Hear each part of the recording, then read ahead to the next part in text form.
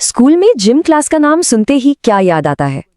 शायद खेलकूद, दौड़ भाग और हाँ, पढ़ाई से एक छोटा सा ब्रेक। लेकिन अगर मैं कहूं कि ये तो सिर्फ आधी सच्चाई है। आइए आज जिम क्लास की इस आम धारणा को एक बिल्कुल नए नजरिए से देखते हैं। तो चलिए सीधे मुद्दे की बात करते हैं। सबसे बड़ा सवाल यही उठता है, क्या खेल के मैदान में बिताया गया समय क्लासरूम में हमारे प्रदर्शन को कम कर देता है? ये एक ऐसी टेंशन है जो बहुत से स्टूडेंट्स और पेरेंट्स के दिमाग में घूमती रहती है। तो चलिए सबसे पहले उस सबसे बड़े मिथक को तोड़ते हैं जो फिजिकल एजुकेशन यानी पीई के बारे में सालों से चला आ रहा है। देखिए, ये कोई छोटी मोटी सोच नहीं है, बल्कि एक बहुत बड़ी गलतफहमी है।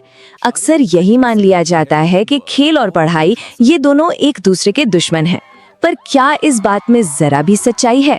आइए थोड़ा और गहराई में जाकर पता करते हैं। अच्छा, तो इस मिथक को तोड़ने के लिए सबसे पहले ये समझना जरूरी है कि फिजिकल एजुकेशन असल में है क्या, क्योंकि यकीन मानिए ये सिर्फ मैदान में दौड़ लगाने से कहीं कहीं ज्यादा है।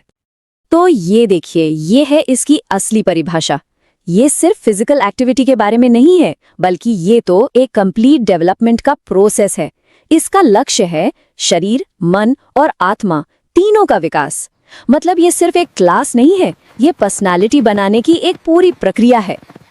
और एक दिलचस्प बात है, हम फिजिकल एजुकेशन में अक्सर प्ले, गेम्स और स्पोर्ट्स इन शब्दों का इस्तेमाल करते हैं, पर असल में ये तीनों अलग अलग चीजें हैं। देखिए, प्ले मतलब खेलना, जो बस मजे के लिए होता है अपने आप। गेम्स में कुछ नियम और एक लक्ष्य होता है, और स्पोर्ट एक कॉम्पिटिटिव फिजिकल एक्टिविटी है। फिजिकल एजुकेशन इन सभी का इस्तेमाल करता है, पर हर एक का मकसद बिल्कुल अलग होता है। तो अगर पीई सिर्फ खेल कूद नहीं है, तो फिर इसके असली मकसद क्या है? असल में ये 4 मजबूत पिलर्स यानी स्तंभों पर टिका है, जो मन, शरीर और समाज सबको एक साथ जोड़ते हैं। चलिए इन्हें एक एक करके समझते हैं।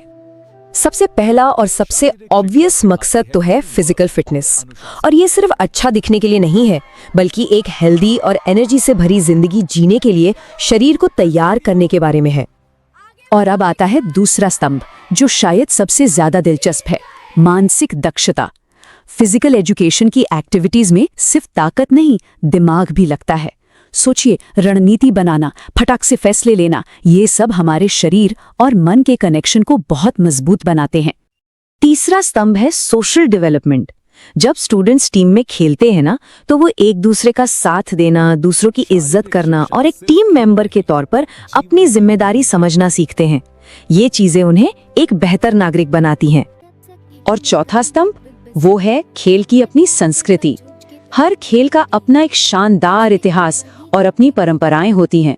फिजिकल एजुकेशन स्टूडेंट्स को इस गहरी सांस्कृतिक विरासत से जोड़ने का काम करता है। तो अब तक हमने पीई के मकसद समझ लिए। अब आते हैं उस हिस्से पर जो शायद सबसे हैरान करने वाला है, कि कैसे पीई सीधे सीधे स्कूल के दूसरे जरूरी सब्जेक्ट से जुड़ा हुआ है। चलिए विज्ञान से शुरू करते हैं। जैसे जो अनाटॉमी और फिजियोलॉजी हम साइंस की किताबों में पढ़ते हैं, पीई क्लास में उसका प्रैक्टिकल देखने को मिलता है। गति के नियम यानी लॉज ऑफ मोशन सिर्फ फिजिक्स की क्लास के लिए नहीं है, मैदान पर अपनी परफॉर्मेंस को बेहतर बनाने के लिए भी वो उतने ही जरूरी हैं। ये तो एक तरह से लिविंग साइंस है। और बात सिर्फ फिजिक्स बायोलॉजी की नहीं है, हेल्थ एजुकेशन तो पीई का एक बहुत जरूरी हिस्सा है।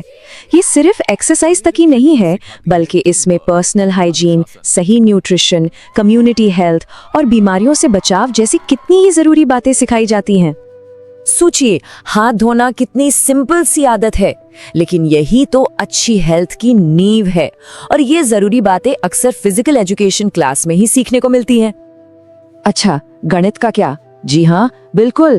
परफॉर्मेंस में कितना सुधार हुआ, ये कैलकुलेट करने के लिए स्टैटिस्टिक्स चाहिए।